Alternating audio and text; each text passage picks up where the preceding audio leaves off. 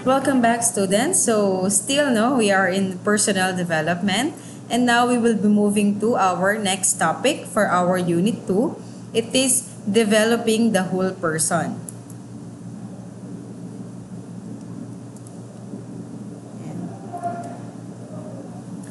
So, for the big question here, what is the relationship of the different aspects of development with your thoughts, feelings, and actions in dealing with life situations?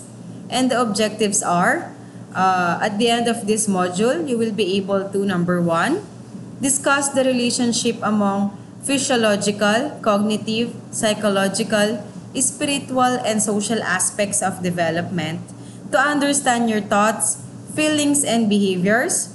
Number 2, evaluate your own thoughts, feelings, and actions. Number 3, show the connection of your thoughts, feelings, and actions to actual life situations. We have a quote here. Man's life is independent. He is born not for the development of the society alone, but for the development of his self. So when you say for the development of his self, we are pertaining to holistic development. So what is holistic development? Holistic development, it is the concept that sees each and every child as a whole person, physically, intellectually, emotionally, socially, culturally, morally, and spiritually. So on this unit, on this lesson 2, we are going to develop the whole person. So we are going to develop you holistically. So we will move to our contents. Of course, we will be having the lesson. You will be also having reading stories like that, activities, journals, and portfolios as well. Now we will be moving to the aspects of your development. So for the aspects of your development, again, no, we will go back to the self-concept. In the first lesson, on the lesson 1, we already discussed about the self-concept. Again, self-concept is generally taught as our individual perceptions of our behavior, abilities, and unique characteristics. So it is a mental picture of who you are as a person. So for example, belief such as I am a good friend or I am a kind person are part of an overall self-concept. So yung self-concept, it tends to be more malleable when people are younger and still going through the process of self-discovery. So when we say malleable, it is somehow, it can be still hammered or pressed permanently out of shape without breaking or cracking. So yung parang mas madali pa tayong ma-influence habang bata tayo in terms sa self-concept natin, in terms kung paano natin tinitingnan yung sarili natin.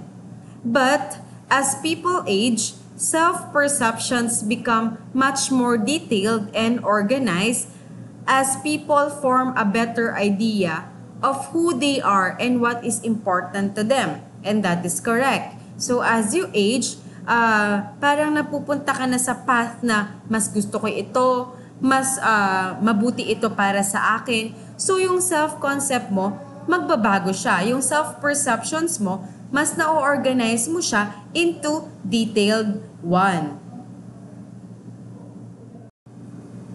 But what are the 8 aspects of self-concept? Number 1, we have the physical self.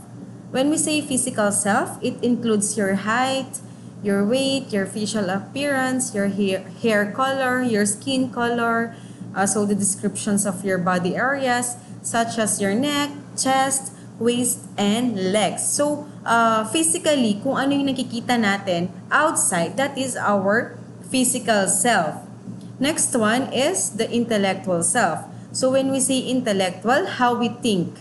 So it includes an assessment of how well you reason and solve problems, your capacity to learn and create, your general amount of knowledge, wisdom you have acquired, and insights you have. So when we say intellectual knowledge, basically, what's on our mind. So how we think, kung paano tayo mag-reason, how we give out specific answer to a question. So that is our intellectual self. Next one, the third one, is the emotional self.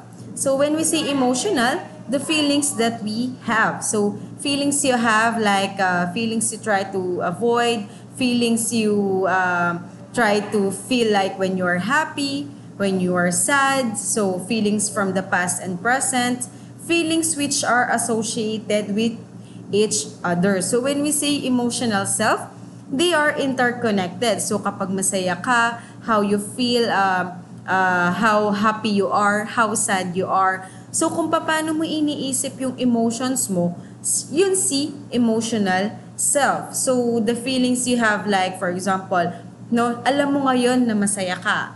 So that is your emotional self. So you know that you are sad today. You know that you are feeling down. You know that somehow you have a problem. You are depressed. You are stressed. So that is your emotional self. That is how you perceive your emotional self. The fourth one is our sensual self. So it is how you feel about different ways you take in information. It is through your eyes, ears, mouth, nose, and skin. So these are the five senses. So the sense of taste, sense of hearing, sense of smell, sense of touch. So these are the sensual self. So kung paano natin nararamdaman yung kung malamig ba, mainit ba, kung paano natin naaamoy yung isang bagay, mabango, mabaho, that is our sensual self. Those are the five different senses. And next one is the interactional self. Includes your description of your strengths and weaknesses in social and interpersonal relationship. So kapag sinabi nating interactional self, it is how you mingle with others. It is how you speak with others. It is how you talk with other people. So pag sinabi nating interactional self, how you interact with other people, how you speak with your parents, how you speak with your friends, how you interact with them. So how gaano kalakas yung sense of interaction mo, pumapasok yun doon pumapasok si interactional self. So another example is yung, for example, no, nung interview kayo dito, nung bago pa lang kayo mag senior high, I think you have the interview with the principal. So yung interview na yon, yung isang example yon ng interactional self. How you bring yourself during that interview. How you speak during that interview. How you say, how you answer, how you look at each other's eye dun sa interview na yon. Yun yung interactional self mo. Next one is the nutritional self. How do you nourish yourself? What food do you like and dislike? What do you like and dislike about this? So dito sa nutritional self, we all have different taste preferences. Merong yung iba, they like sweets more, they like spicy. So yung iba naman, they don't like condiments. They can't eat without condiments. May mga iba-iba tayong preferences sa nutritional self natin. So kung paano natin, kung ano yung mga kinakain natin, how we like those food, how we nourish ourselves, yun yung nutritional self natin. Next one is the contextual self. So it is the maintenance of living environment, reaction to light, temperature, space, weather, colors, sound, and seasons, and your impact on the environment. So when we say contextual self, it is basically kung paano ka nagre-react sa surroundings mo kapag nilalamig ka. So your reaction to light, your reaction to temperature, your reaction to weather, the seasons, the sound and seasons, and your impact on the environment. So paano ka ba sa environment? Are you eco-friendly? Mahilig ka ba magtanim ng halaman? So that is your contextual self, how you live along or get along with our environment. And lastly, we will have the spiritual self. So this could include your feelings about yourself and organized religion.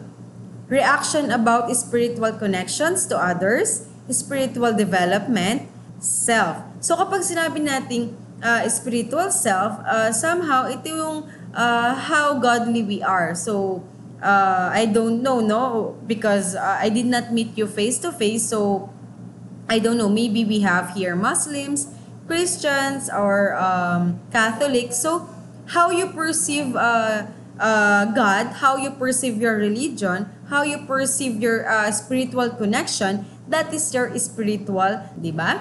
So we have a different perception sa spiritual self natin. So we have to respect each other. We have to learn the feeling of others. We have to know first what is his or her preference in terms of religion para hindi po natin ma-offend yung bawat isa kapag may gusto tayong sabihin. For example, no, baka may nasabi ka kay classmate na medyo nakaka-offend sa kanyang spiritual self. So, we have to know first and we have to think 2 to 3 times before speaking, before telling something to other person.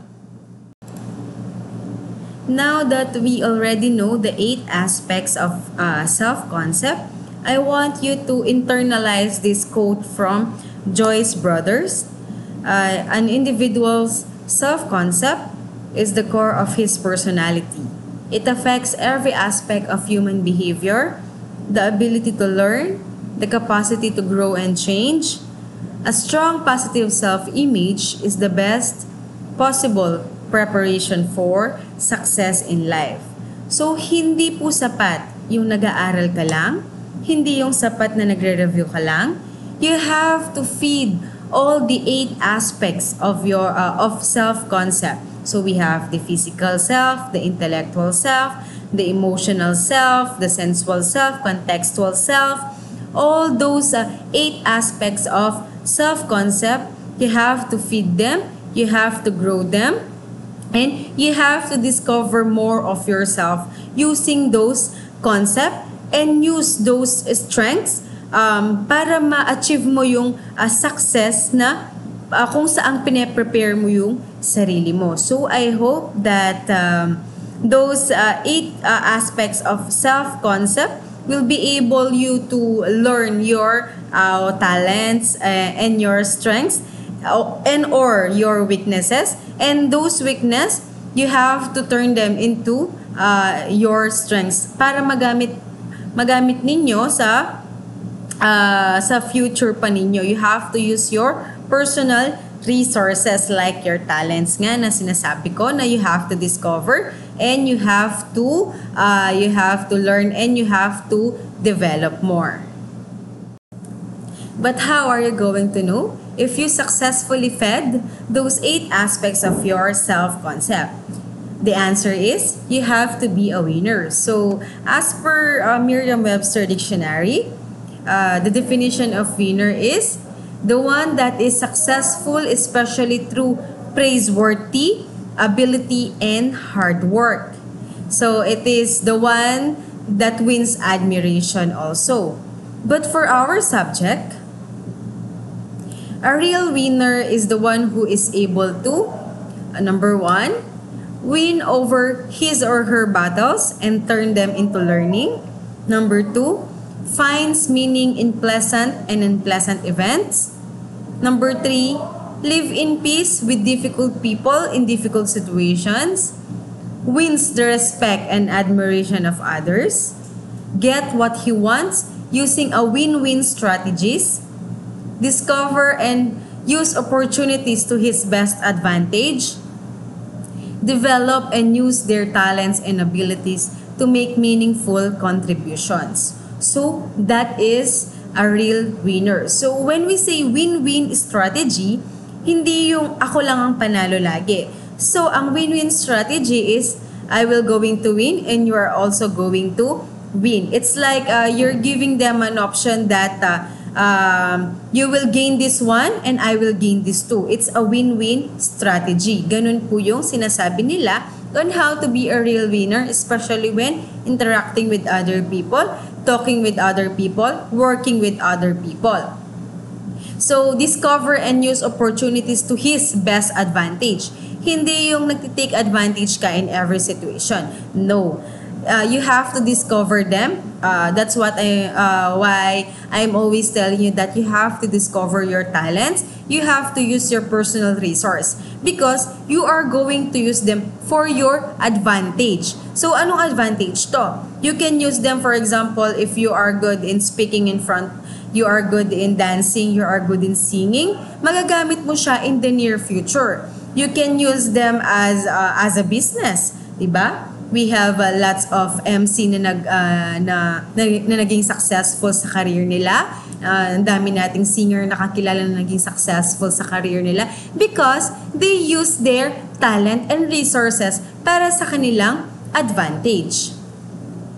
So, remember, yun po ang category natin para sa real winner. You have to know, have you already win? So, you have to ask yourself, and you have to develop how are you going to win. We have a short story here on which you will be able to know which self are you going to feed. Here it goes. This is the story of the two wolves. An old Cherokee is teaching his grandson about life. A fight is going on inside me, he said to the boy. It is a terrible fight and it is between two wolves. One is evil, he is anger, envy, sorrow, regret, greed, arrogance, self-pity, guilt, resentment, inferiority, lies, false pride, superiority, and ego. He continued, the other is good. He is joy, peace, love, hope, serenity, humility, kindness, benevolence, empathy, generosity, truth, compassion, and faith. The same fight is going on inside you and inside every other person too. The grandson thought about it for a minute and then asked his grandfather, which wolf will win? The old Cherokee simply replied, the one that you feed. So, whether or not it's your first time hearing this story, it serves as an important reminder of the power we have over our experiences and emotions. As you can see, on the two wolves, there is the anger, and then the other wolf is there is the peace, love. So, on the simple words, the two wolves are the other one is good and the other one is bad. So it is easy to feel like a victim in challenging situations and circumstances in our lives. So we want to understand our negative thoughts, feelings, and experiences. So we place blame on other people, objects, or events. So sometimes, no, even when we are experiencing something bad, we are experiencing challenging situations. So sometimes we tend to give the blame to other person, and then sometimes we place ourselves, we say to ourselves that it is not our fault. It is our way of coping and feeling more in control of uncontrollable situations. So, on the other hand, sometimes it is good that you make yourself feel safe.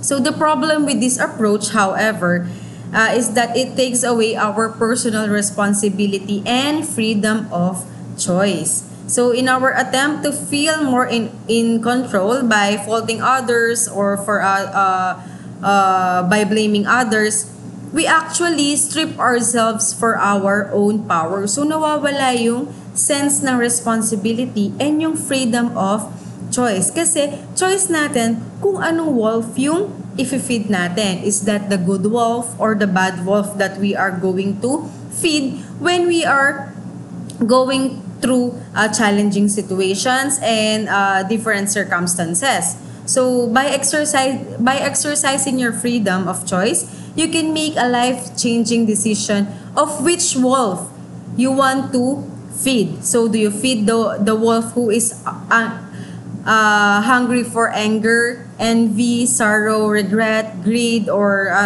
the bad wolf? So this wolf is representation of your depression, your anxiety, your self-esteem. Do you want to feed that wolf, or are you feeding him already? So we have to think about it. Are we already feeding that bad wolf or the good wolf inside us? What can we do? We have to cut the food supply of the bad wolf. So we have to give the supply to the good wolf. So it is our choice. It is our freedom of choice on how we are going to feed ourselves, on how are we going to develop ourselves in terms of that two wolves inside us. So on the other words, decision pa rin natin if we are going to be a bad wolf or a good wolf. So for me, that short story can lead you to a better person. So on how you will going to develop your personality, you have to think, what wolf I am feeding right now? What wolf should I feed? And what wolves that I want to feed? So you have to think about it carefully. Think it twice. So here is the moral of the story. Number 1, the mind is not the unitary entity it seems to us, but it consists of different parts. For example, in the story, there are two wolves and the you that chooses between them. So tayo pa rin ang may choice kung ano yung papakainin natin na wolf. Letter B, these parts of the mind or brain can interact and be in conflict with each other. So for example, the two wolves fight for dominance over our mind and behavior. So yun nga, yung two wolves daw, they are fighting for dominance over our mind and behavior. So merong struggle between us. So yung struggle sa ating sarili inside us, yun yung kung ano ba yung magdo-dominate sa atin. Is that the good or the bad? So letter C, the you has the ability to decide which wolf it will feed. And letter D, having made a choice, you can decide specifically how to feed or nurture the selected wolf.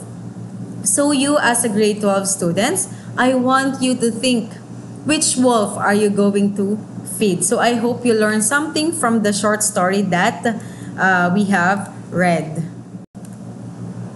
And guys, you have to remember, beauty gets the eyes, but personality gets the attention. You have to remember that beauty is in the eye of the beholder. So it doesn't mean na hindi ka maganda, hindi ka nila papansinin. So the personality will gain more attention than the beauty itself.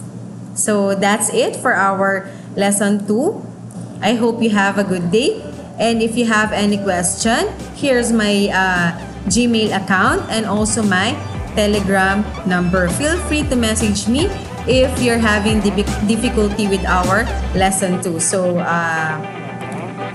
I will end it here now. So I hope to see you on our next lesson. Bye!